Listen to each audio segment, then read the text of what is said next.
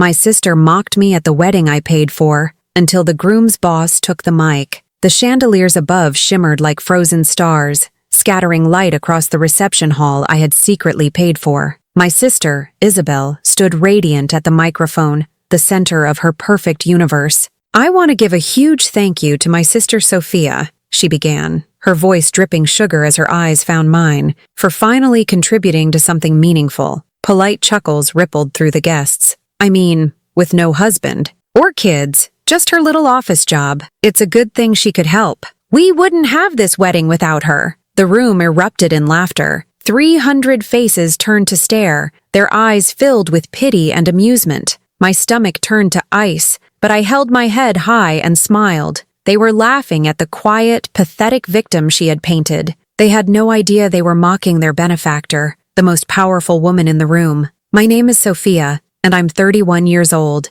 I've spent my entire life being the responsible one, the quiet one, the one who fixes things and then fades into the background. But that night, under the weight of my sister's casual cruelty, something inside me finally broke. That night was the end of the old Sophia. And before I tell you how everything flipped, like and subscribe, and drop a comment to let me know where you are watching from. To understand that night, you have to understand the ecosystem of my family. We weren't just a family, we were a solar system, and Isabel was the sun. Everyone and everything orbited her. Her moods dictated the emotional temperature of our home. Her successes were celebrated with trumpets, and her failures were treated as romantic tragedies. From the very beginning, she glowed, and I learned to work in the shadows she cast. I remember it as early as second grade. The school play was The Wizard of Oz. Isabel, with her bright blonde hair and natural dramatic flair, was the obvious choice for Dorothy. She didn't even have to audition, really. The teacher just looked at her and said,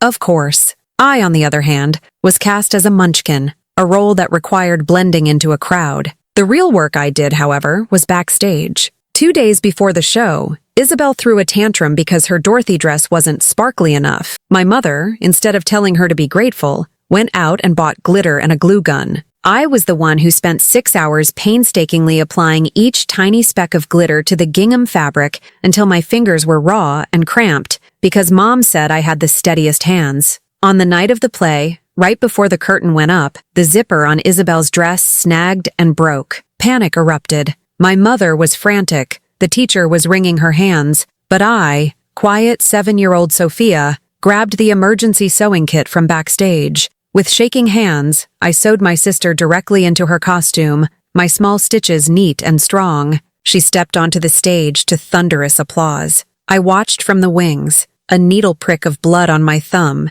and no one even looked my way. After the show, my parents scooped Isabel into their arms, telling her she was a star. They didn't. Notice the glitter on my jeans or the exhaustion on my face? My contribution was invisible, functional. It was simply expected. This pattern became the blueprint for our lives. As we grew older, the stakes got higher, but the roles remained the same. When I was 16, the factory where my dad had worked for 20 years shut down. The layoff hit him like a physical blow. He'd sit at the kitchen table for hours, staring at stacks of bills, his face gray with worry. My mother would flutter around him, making tea and offering anxious platitudes. Isabel, who was 18, and in her senior year of high school, was completely oblivious. Her life continued unabated, parties, football games, shopping for prom dresses. One night, I found my dad with his head in his hands, the threat of foreclosure a palpable fear in the room. I sat down with him. I didn't know much, but I knew basic math. We spent the next 3 hours going through every single bill,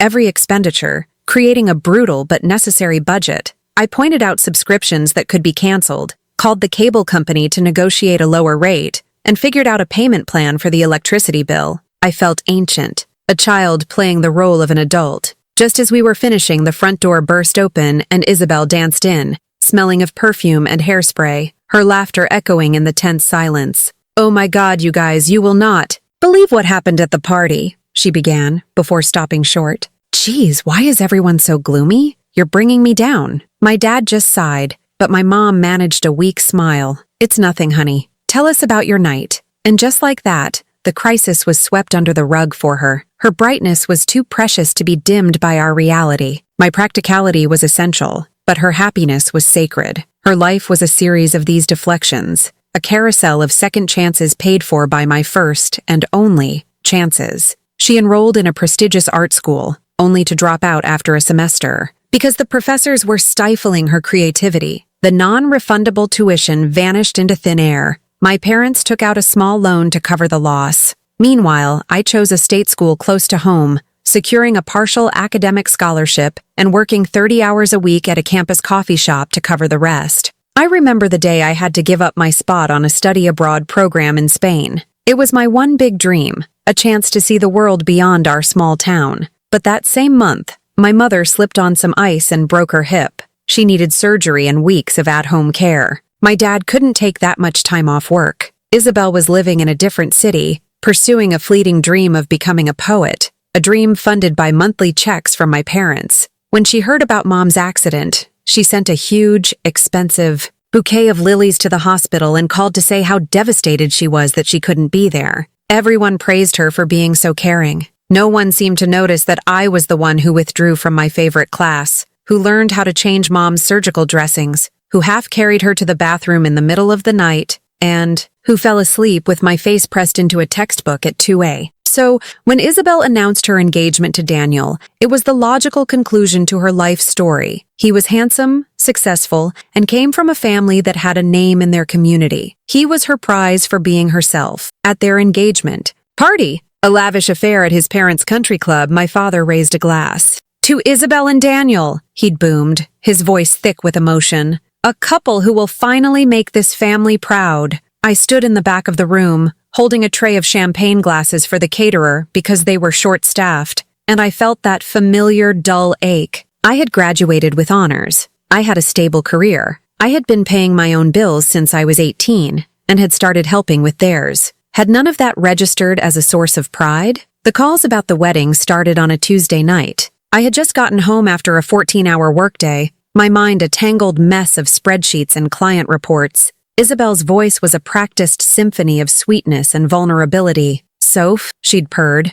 "you've always been the stable one, the smart one with money." It was the same prologue she used for every request. She told me about the venue, the dress, the flowers, her voice painting a picture of a fairy tale. Then came the hook. "It's just a little help, Soph. Daniel's bonus is coming, but we need to secure the dates now. You'll make it right, won't you? Like you always do." I closed my eyes, the exhaustion pressing down on me like a physical weight. Every rational part of my brain screamed, "No, this is not your problem. This is insane." But 30 years of conditioning is a powerful force. It's a current that's nearly impossible to swim against. The responsible one doesn't say no. The worker bee doesn't abandon the hive. With a sigh that felt like it came from the deepest part of my soul, I said, "Okay, Izzy, send me the details." The first transaction was the one that truly broke the seal. $24,000 for the venue deposit. The number felt obscene on my laptop screen. It was more than I had paid for my car. It was the lion's share of the down payment. I had been meticulously saving for a small condo, a space that would be mine and mine alone. For years I had dreamed of it, painting the walls whatever color I wanted, having a small garden, not having to hear my upstairs neighbors' arguments. As I navigated to my bank's wire transfer page, my hand trembled over the mouse. This wasn't just money. It was a dream being liquidated for someone else's party. I felt a wave of nausea. I almost closed the laptop. I could say no. I could call her back and tell her it was impossible. But then I pictured the fallout. Isabel's tears, my mother's disappointed sighs, my father's lecture on the importance of family, the accusations of being selfish, of being jealous. The emotional cost of saying no felt, in that moment, even higher than the financial one. So with a deep, shuddering breath, I typed in the account number for the Grand Estate at Willow Creek and clicked confirm. The screen refreshed, and the number in my savings account plummeted. A piece of my future had just been vaporized. A minute later, my phone buzzed with a text from Isabel. It was a string of champagne bottle and heart emojis. "You're a lifesaver! Can't wait to celebrate with you. We'll pay you back the second Daniel's bonus hits, I promise." I stared at the word promise, a word that had become utterly meaningless from her lips. It was a ghost of a commitment, and we both knew it. That transfer opened the floodgates. The wedding became my second job, a demanding unpaid internship in my own humiliation. 2 weeks later, Isabel called me in a panic from a catering tasting. "Soph, you have to help. They have a raw bar with oysters and lobster tails, and it's to die for. but it's an extra $12,000. And Daniel's parents are being so cheap about the budget. I was eating a bowl of instant ramen at my desk, trying to make a project deadline. The contrast was so stark it was almost comical. My life was ramen and spreadsheets. Hers was lobster tails and champagne wishes. I closed my eyes, pictured my shrinking savings account, and gave her my credit card number over the phone. I could hear the caterer in the background saying, "Excellent choice." The most painful day was the day we went shopping for her wedding dress. It was just me, Isabel, and our mother. We went to a chic, minimalist boutique where the dresses were displayed like works of art. The saleswoman, a woman with an unnervingly perfect French twist, immediately began fawning over Isabel. My mother was in her element, sighing with joy every time Isabel emerged from the dressing room in another cloud of white tulle and lace. I was just there. I was the wallet. They never asked my opinion. When I tentatively suggested that a simpler, less expensive A-line dress was very flattering,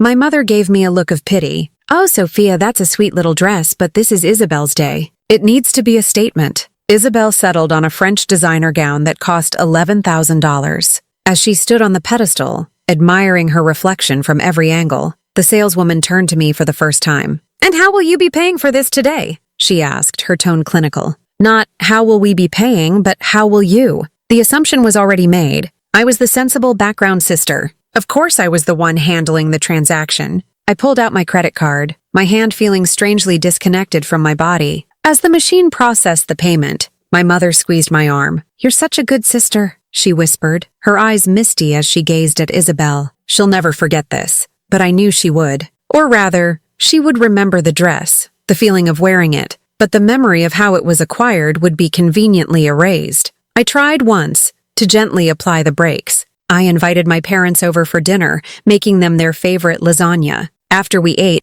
I laid out a simple spreadsheet I had made, not with anger, but with concern. It's getting to be a lot," I said, my voice smaller than I wanted it to be. "We're at $94,000 and we still have the flowers and the band and the rehearsal dinner." My dad put on his reading glasses and peered at the paper. He frowned, not at the total, but at me. "Sophia, this isn't a business transaction. This is your sister's wedding. It's the most important day of her life." "I know," I said, my throat tightening. "But I'm not a bank. I have my own life, my own future to save for." My mother reached over and patted my hand, her touch meant to be comforting but feeling utterly dismissive. "Oh, honey, don't be so dramatic. It's a blessing you're in a position to help. You have that good, stable job and no real expenses to worry about." No real expenses. My rent, my car payment, my student loans, my dream of a home. In her eyes, these were not real. They were trivial compared to the grand, essential expense of Isabel's perfect day. "Your sister will be so happy," she finished,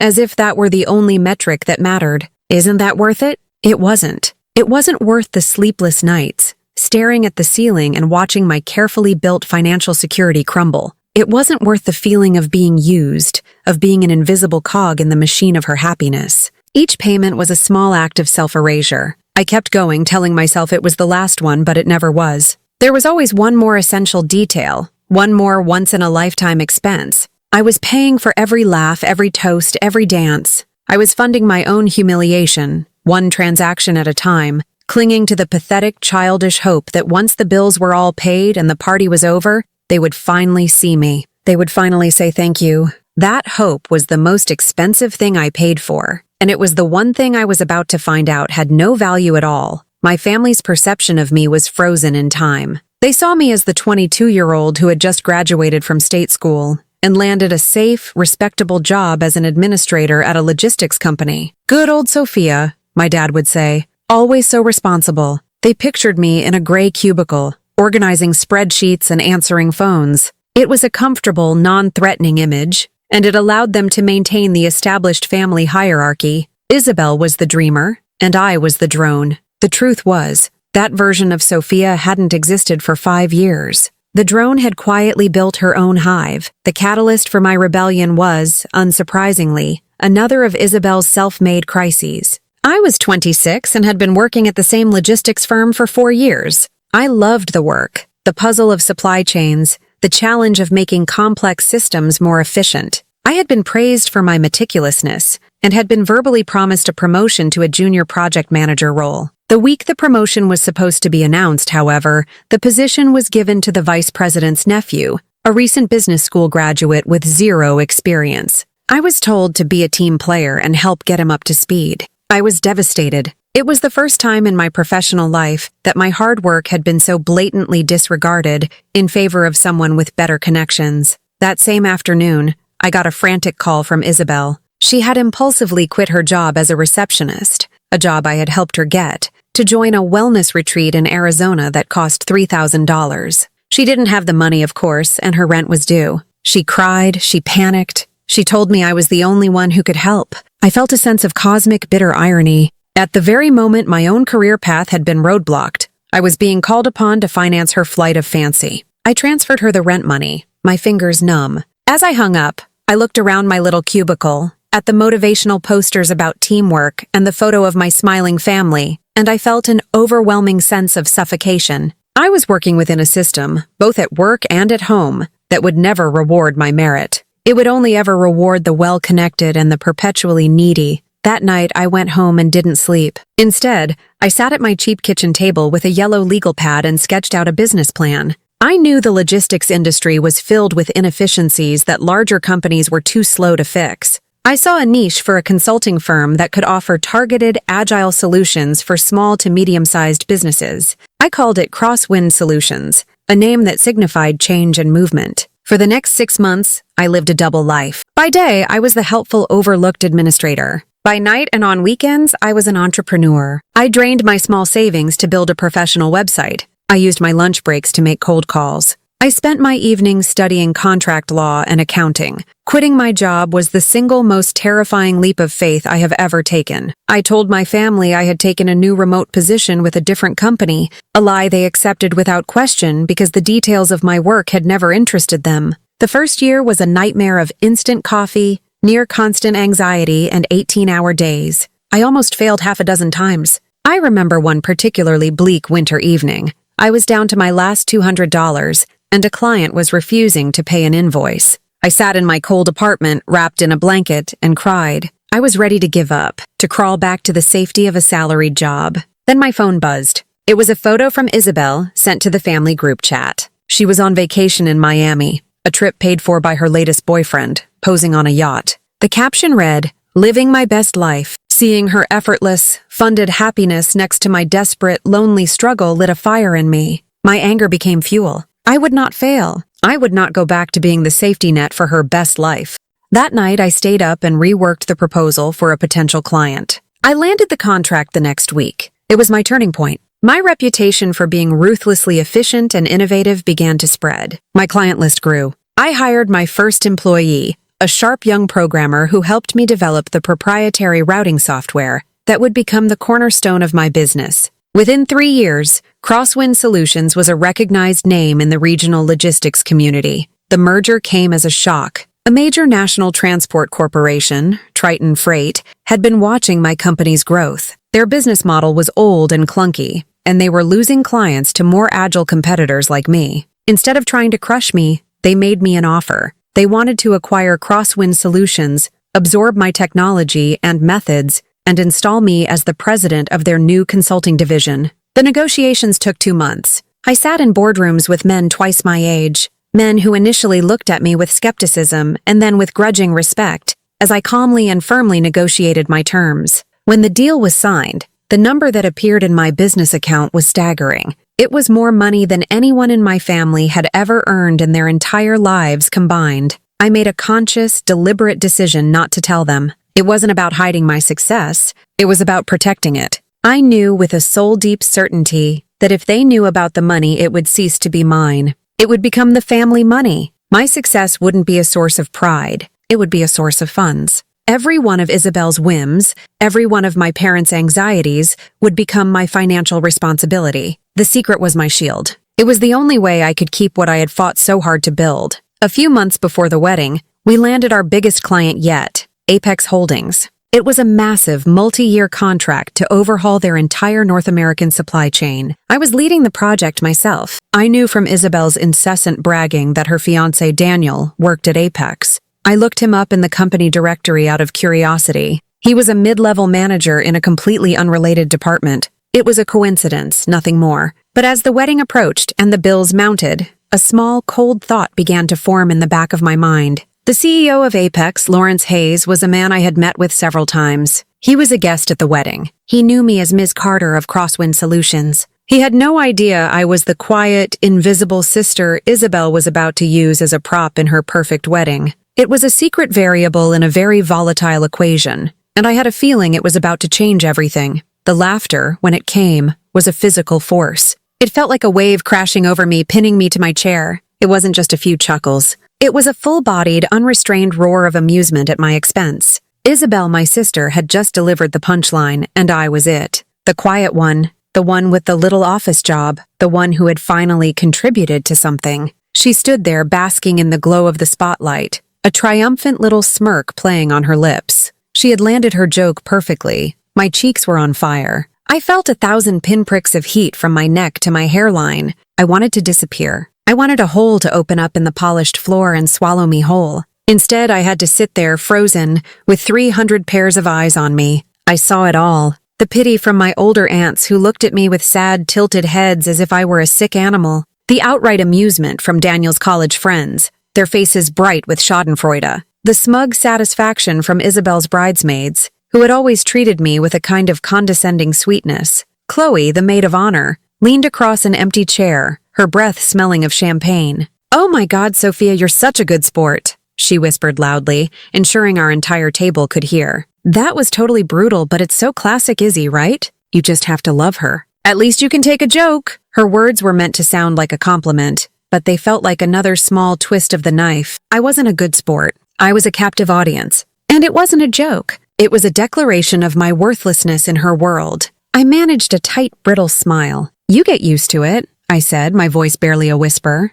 The flatness of my tone seemed to bore her, and she turned away to giggle with another bridesmaid. A few minutes later, as the waiters began serving the main course, my father made his way over to my table. He was a big man, and he seemed to fill the space beside me, blocking out the rest of the room. He leaned down, his expression a mixture of embarrassment and paternal command. "Just smile through it, honey," he mumbled, his voice low. "Your sister doesn't mean anything by it. You know how she is. She just loves to be the center of attention." He patted my shoulder awkwardly. "Don't make a scene. It's her big day." His words hit me harder than Isabel's. "You know how she is." It was the family motto, the universal excuse for every act of selfishness, every casual cruelty Isabel had ever committed. It was the phrase that had erased my own feelings my entire life. My role was to understand. My role was to absorb. My role was to be the stable, silent ground that she could dance upon. And my father, the man who was supposed to protect me, was here to remind me of that role. He wasn't telling me he was sorry I was hurt. He was telling me to manage my hurt better,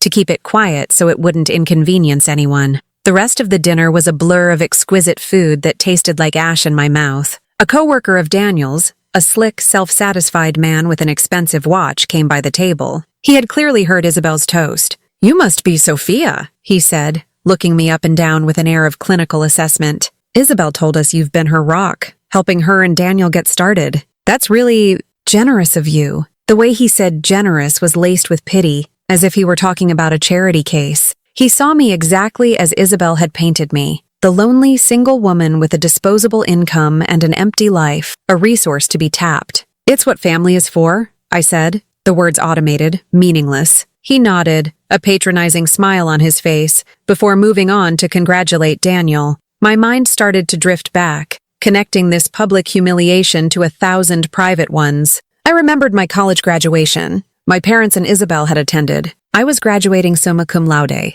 the first in our family to do so. I had a small section about my academic achievements printed in the program, but during the celebration dinner afterward, the entire conversation was about Isabel's upcoming trip to see a music festival in California. My accomplishment was a footnote. Her vacation was the headline. I remembered the time I'd been sick with the flu, so sick I could barely lift my head. Isabel was supposed to bring me soup and medicine after she finished her shopping trip. She never showed up. When I finally managed to call her hours later, she was apologetic but breezy. "Oh my God, I'm so sorry, Soph. I totally forgot. I ran into an old friend and we just got to talking." She never asked if I was okay. This was the same pattern, just on a much grander stage. My contributions were functional and forgettable. Her desires were vital and urgent. I had just funneled a sum of money equivalent to a junior doctor's annual salary into her party, and my reward was to be the butt of a joke that framed my entire life as a pathetic failure. I risked a look at the head table. Isabel was laughing, her head thrown back, a perfect picture of bridal bliss. She was holding a flute of the vintage champagne I had paid for, wearing the diamond earrings that had been a must-have splurge I had covered. She was so completely blissfully untroubled. She hadn't just insulted me. She had already forgotten about it. The toast was a momentary bit of theater for her, a way to get a laugh and subtly remind everyone of her own superiority. For me, it was a moment of horrifying clarity. It was in that moment, watching her laugh, that something inside me finally, irrevocably, broke. It wasn't a loud, shattering break, but a quiet, clean snap. The part of me that had always hoped for recognition, for gratitude, for a simple acknowledgement, died. It withered and turned to dust, and in its place, something new and cold and hard began to form. It was resolve. I was not going to cry. I was not going to make a scene. I was not going to be the victim in her story any longer. This was her stage, yes. She had set it, lit it, and scripted the first act at my expense. But she had made a critical error. She had underestimated one of the players. She thought I was just a quiet background character. She had no idea I was the producer, and I was about to change the script. The dinner plates were cleared away, and the room settled into the post-meal lull, a gentle hum of conversation and clinking glasses. The MC, a young man with a relentlessly cheerful demeanor, bounced back onto the stage. "All right, folks, I hope you're all feeling as full and happy as I am," he chirped. "It's that time of the evening for a few special words. We're going to kick off our toast with the best man, followed by the maid of honor, and then a very special guest." The best man's speech was a clumsy collection of inside jokes about his and Daniel's college fraternity days, earning polite but unenthusiastic laughter. Then Chloe, the maid of honor, took the microphone, her eyes already brimming with tears. She delivered a saccharine, sentimental speech about her and Isabel's lifelong friendship, filled with platitudes about soulmates and fairy tales. It was all part of the carefully constructed fantasy of the evening. I sat through it all, a silent observer, feeling the strange, icy calm in my veins solidifying. I was no longer a participant in the event.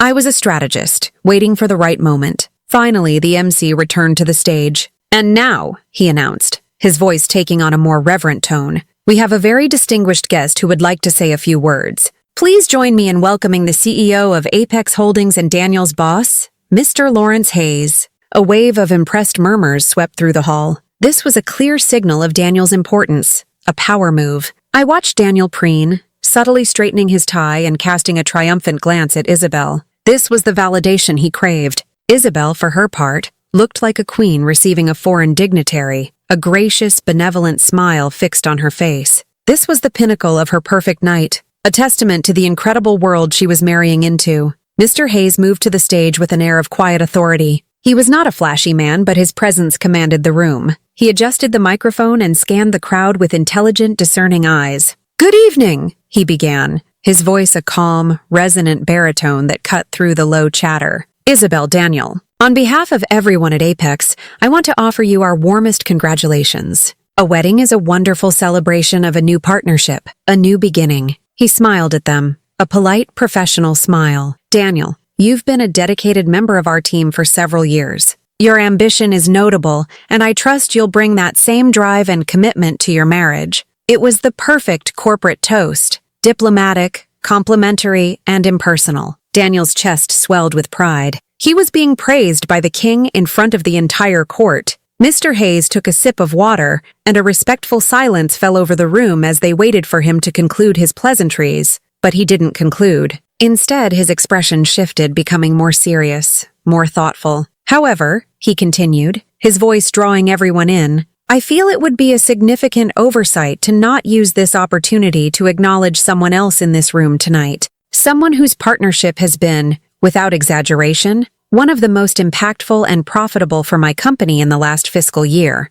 A confused stillness descended. This was not on the script. Guests looked around, their brows furrowed. Daniel's smug expression wavered, replaced by a flicker of uncertainty. He likely thought Mr. Hayes was about to circle back to him with a more elaborate compliment, perhaps even hint at a future promotion. Isabel's perfect smile was frozen on her face, a look of polite confusion in her eyes. Mr. Hayes's gaze swept across the room, methodical and deliberate. He looked past the head table, past my bewildered parents, past the tables of whispering guests. His eyes found me and they stopped. In that moment, the world narrowed to a single point of focus. It was as if a spotlight had been switched on, illuminating my small, insignificant table in a brilliant, terrifying glare. My heart hammered against my ribs, a frantic, trapped bird. I could feel the blood draining from my face. Sophia Carter, he said. My name, spoken so clearly and authoritatively, sliced through the silence. He wasn't asking. He was stating, the founder and owner of Crosswind Solutions, I believe. It took every ounce of my willpower to give a small, almost imperceptible nod. My throat had closed up completely. The reaction was instantaneous and seismic. At the head table, Daniel's wine glass stopped halfway to his lips. The color drained from his face, leaving him a ghastly, pale white. He looked from me to Mr. Hayes and back again, his mind visibly short-circuiting as it tried to reconcile two completely separate realities. Isabel's jaw went slack, her perfect smile crumbling into an expression of pure, unadulterated shock. My mother gasped, her hand flying to her chest, while my father just stared, his mouth slightly open, looking utterly lost. The whispers erupted, a cascade of hushed questions. Crosswind Solutions? What is that? Did he say she owns it? I saw phones light up under tablecloths as people began frantically Googling my company's name. Mr. Hayes, seemingly oblivious to the chaos he had just unleashed, continued, his focus still entirely on me. For those of you who are not in the logistics world, he explained to the room at large, Ms. Carter's company is a powerhouse of innovation. Apex Holdings had been grappling with a deeply inefficient and costly supply chain for the better part of a decade. We spent millions on top-tier consulting firms with negligible results. He paused, letting the weight of that failure sink in. Ms. Carter and her team at Crosswind came in 6 months ago. Using a proprietary software and a strategic model she developed herself, she has already, in just 2 quarters, streamlined our entire North American distribution network. She has saved my company over $12 million to date. The number hung in the air, glittering and impossible. $12 million.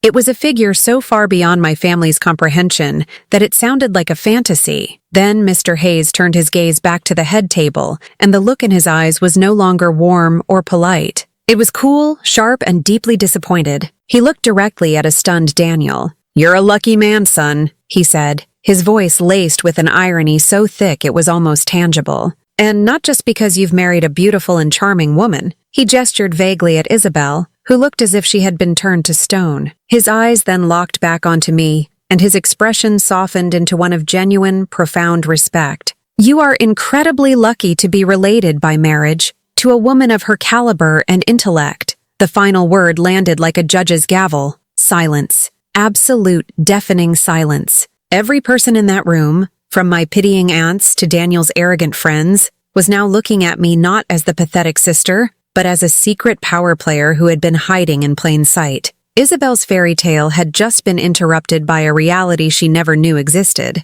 and in the wreckage of her perfect night, I felt the first tremor of my own power. The silence that followed Mr. Hayes's toast was not empty. It was filled with the frantic whirring of 300 minds, recalculating, reassessing, and recalibrating everything they thought they knew. In that thick, charged silence, I felt a strange sense of peace descend. The humiliation, the anger, the lifetime of resentment, it all melted away, leaving behind a core of pure, unshakable resolve. For the first time in my life, I wasn't reacting to a situation created by my family. I was at the center of it, and I had a choice. I could shrink back into my chair, let the moment pass, and allow the whispers to become my new narrative. Or I could stand up and claim it. My entire life, I had been told not to make a scene. Don't upset your sister. Don't be dramatic. Keep the peace. That conditioning was a powerful force, and for a terrifying second, it held me paralyzed. I could feel my mother's desperate gaze on me from across the room,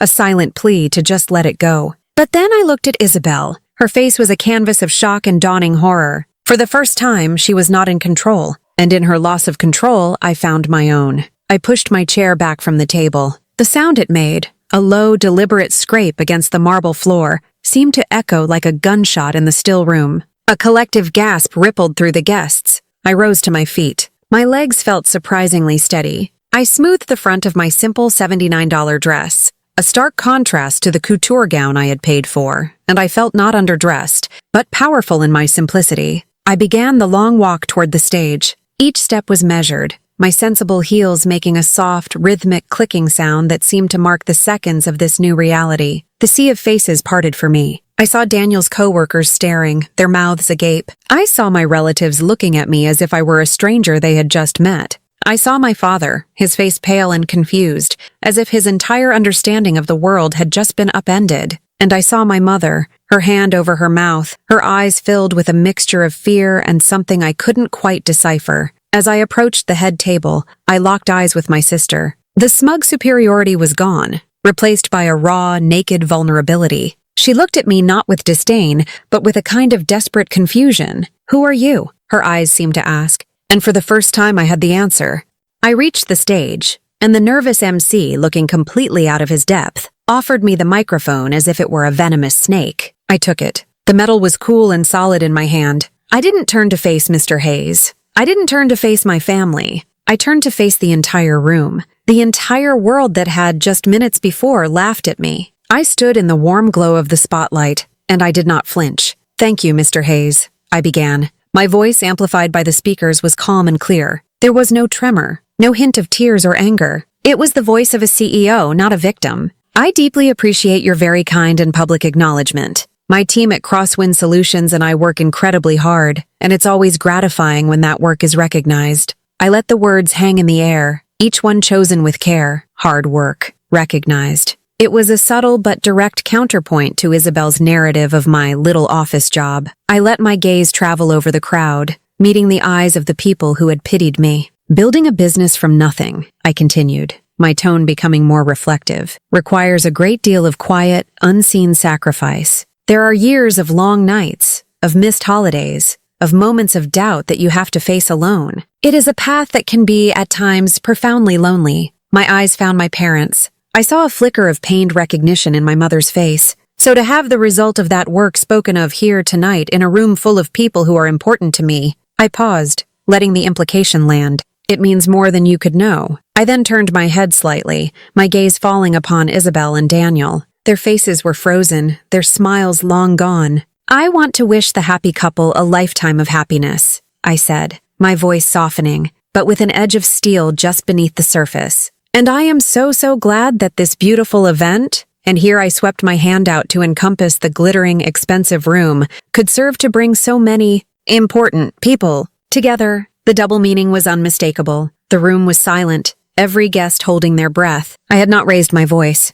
I had not accused. I had not wept. I had simply taken her narrative, turned it inside out, and laid the truth bare for everyone to see. Then, with a final, quiet gesture, I placed the microphone back on its stand. It made a soft, definitive click. It was a mic drop of the quietest, most devastating kind. I turned away from the stage and walked back to my table. The journey back was different. The whispers that followed me were not of pity, but of awe, of shock, of frantic recalculation. A few minutes later, as the shell-shocked band hesitantly started to play a slow song, Mr. Hayes came to my table. He was preparing to leave. He extended his hand to me. "Ms. Carter," he said, his eyes crinkling at the corners with a look of shrewd understanding. "It was a pleasure to see you this evening. You handle yourself with remarkable grace under pressure." He slipped a business card into my hand. "My office will call yours on Monday. I believe the success of our current partnership merits a discussion about a more permanent, strategic alliance." He was offering me a bigger future, right here in the ashes of my sister's perfect night. "Thank you, Mr. Hayes," I said, my voice steady. "I look forward to it." He nodded once, a gesture of profound respect, and then he was gone. I sat there, holding his card, the silence at my table a universe away from the silent treatment I was used to. It was the silence of a world that had been irrevocably, fundamentally, and beautifully upended. The power had shifted, not with a bang, but with the quiet, undeniable weight of the truth. The second half of the reception was like a play where all the actors had forgotten their lines. The joyful, celebratory script had been incinerated, leaving only a raw, gaping awkwardness. The band played to an almost empty dance floor. Guests spoke in hushed tones, their conversations punctuated by frequent nervous glances in my direction. The elaborate dessert bar, with its chocolate fountains and towers of macarons, was largely ignored. The appetite for celebration had vanished. I became an unwilling center of gravity. Daniel's co-workers, who had previously looked through me, now circled my table like sharks, their smiles wide and predatory. They wanted to talk about synergistic opportunities, about leveraging assets, about the future of supply chain management. They saw me not as a person, but as a connection, a resource to be exploited. I gave them polite, non-committal answers, my mind already disengaging from the circus my life had become. The most excruciating part was watching my family. They were adrift in a sea of confusion. My father stood by the bar, looking older and smaller than I had ever seen him, nursing a glass of whiskey and avoiding everyone's eyes. My mother was making a valiant effort to pretend everything was normal, flitting between tables with a strained, brittle smile, but her eyes were filled with a panicked bewilderment. And then there were Isabel and Daniel. They went through the motions of being the happy couple, but the illusion was shattered. When it was time to cut the 5-tier cake I had paid for, their hands trembled as they held the knife together. The smiles they plastered on their faces for the camera were grotesque, painful masks. Their first dance was a stiff, joyless affair. They moved together mechanically, their bodies rigid, a universe of unspoken accusations and humiliations separating them. Daniel kept shooting me panicked, venomous looks from across the floor, while Isabel simply stared at a fixed point over his shoulder, her eyes vacant and glassy. Her fairy tale had become a public nightmare. I couldn't bear it any longer. I had done what I needed to do, but I had no interest in lingering to watch the wreckage smolder. While they were occupied with a forced, cheerful farewell to some of Daniel's relatives, I slipped away. I collected my purse and my coat and headed for the grand exit. As I was walking down a quiet, marbled hallway toward the lobby, a voice stammered my name. "Sophia?" It was Daniel. He was standing alone, his bow tie askew, his face pale and sweating under the soft lighting. We need to talk," he said, his voice a hoarse whisper. His earlier arrogance was gone, replaced by a desperate, fearful energy. I stopped and looked at him. I felt nothing. No anger, no pity, just a vast, cold emptiness. "No, Daniel," I said, my voice quiet but firm. "We don't. But my boss, what he said," he stammered, unable to form a coherent sentence. "What he said was the truth," I replied. "Perhaps you should try listening to it sometime." And with that, I turned and walked away, leaving him standing alone in the hallway of the crumbling ruins of his perfect wedding. The blast of cold night air as I stepped outside was a relief. I took a deep, cleansing breath and drove home, the silence in my car feeling like a sanctuary. The phone calls started the next morning, as I knew they would. The first was Isabel, her voice a raw shriek of fury and betrayal. "You ruined my wedding!" she screamed, the sound so distorted with rage it was barely recognizable. "You couldn't just let me have one day. You had to make it about you. You're a selfish, jealous monster." I let her tirade wash over me. The words, which once would have shattered me, now felt like pebbles thrown against a brick wall. "Isabel," I said when she finally paused for breath, my voice preternaturally calm.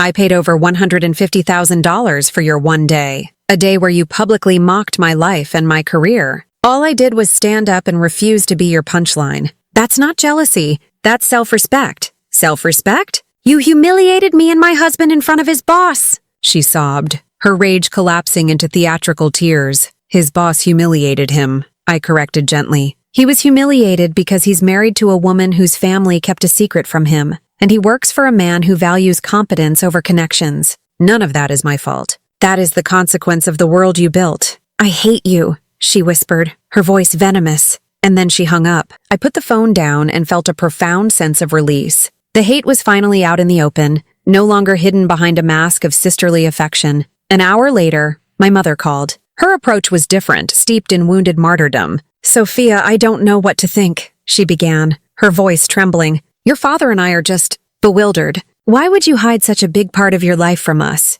We're your family. Don't you trust us?" The question was so ironic it was almost funny. "Mom," I said, my voice tired but clear. "For the last 5 years, my life has been a series of crises centered around Isabel. When was there time to talk about me? When did you ever ask? Did you ever once wonder how I could afford to bail her out time and time again? Or was it just easier to assume I had a little office job and no life, because that story made my role as the family ATM make sense?" There was a long, wounded silence on the other end. "You're being cruel," she finally whispered. "No, Mom," I said sadly. "I'm being honest. Maybe for the first time ever." That conversation ended with her quiet, heartbroken sobs. Later that afternoon, I got a text from my father. It was clumsy and direct. a perfect reflection of the man himself. Your mother is very upset. Isabel is devastated. You went too far, Sophia. Sometimes, for the sake of family, you need to just swallow your pride. You should call your sister and apologize. I stared at the text for a long time. Swallow your pride. I had been swallowing my pride for 30 years. I had swallowed so much of it that I had almost forgotten who I was. I typed back a single sentence. No. Then I blocked his number, my mother's number, and Isabel's. Not out of spite, but out of a desperate need for peace. The fallout had come and I had survived it. Now the real work of rebuilding had to begin. In the deafening silence that followed, I found myself adrift. The constant hum of my family's needs and dramas had been the background music of my life for so long that its absence was disorienting. I would wake up in the middle of the night with a jolt of anxiety, my hand reaching for my phone, instinctively expecting to see a missed call about a new crisis. But the screen was always dark. The silence was vast and unnerving, and in it, I was forced to finally face myself. One rainy Saturday afternoon, I found myself in my spare room, pulling a dusty old box down from the top of the closet. It was filled with photo albums and old journals,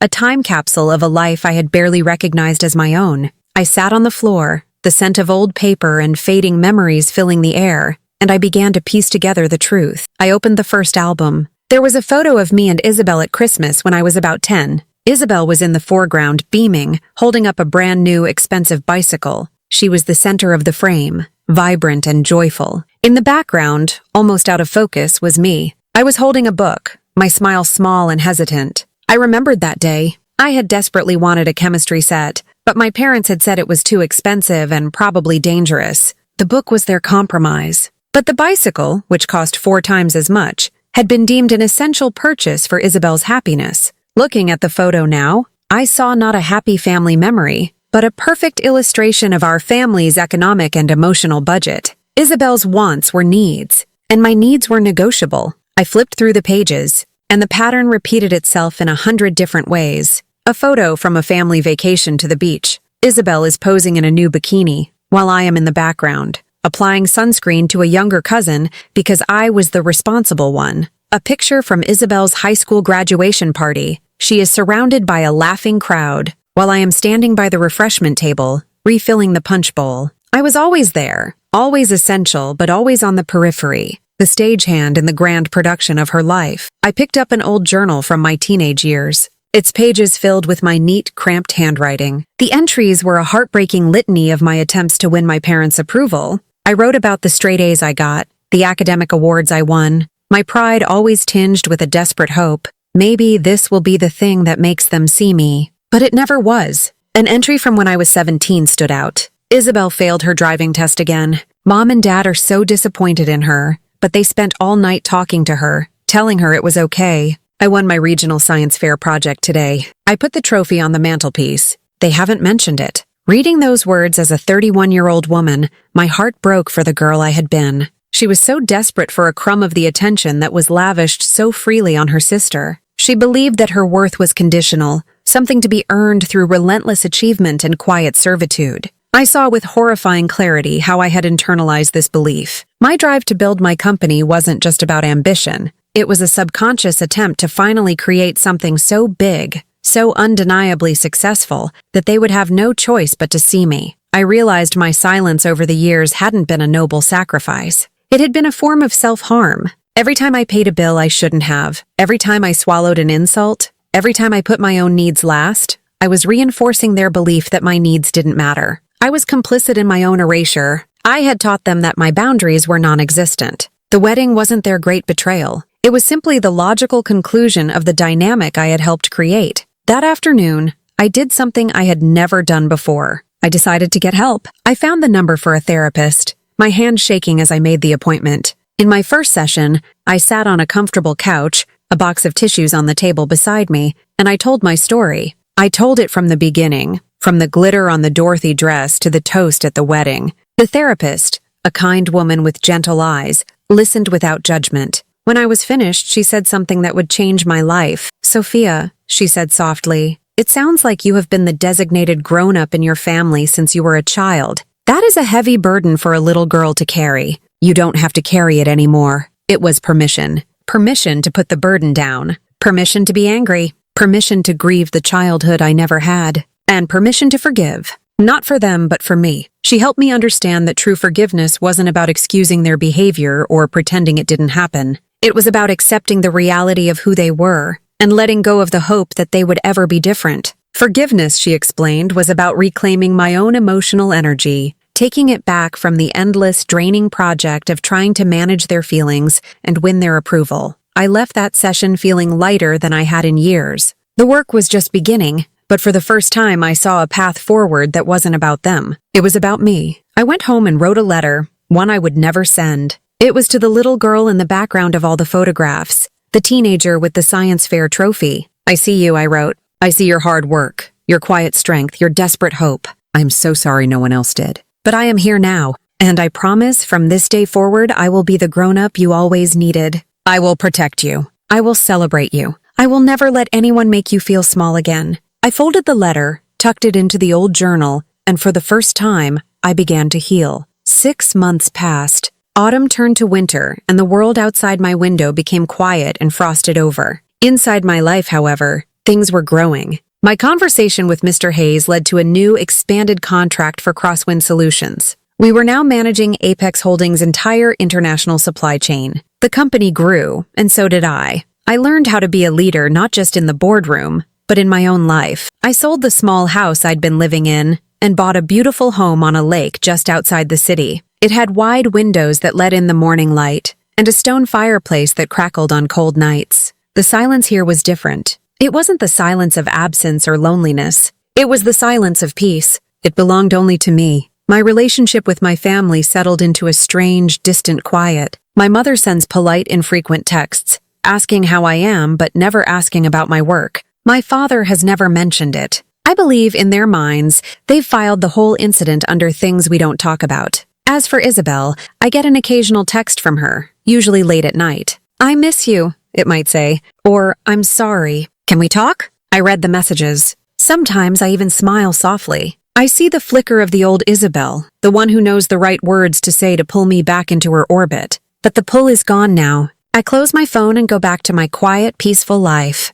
I have come to understand that forgiveness doesn't always mean reunion. Sometimes the most loving thing you can do for yourself is to walk away. Peace often looks like a closed door. My closure wasn't a conversation. It was a boundary. If you have ever been mocked, overlooked, or dismissed by the very people you have helped the most, if you have ever been made to feel small so that someone else could feel big, remember this. Your worth is not determined by their inability to see it. Your silence does not have to be surrender. It can be preparation. And when you are finally ready to speak your truth, you won't have to shout. The world will listen. If this story resonated with you, please consider hitting the like button and subscribing to the channel.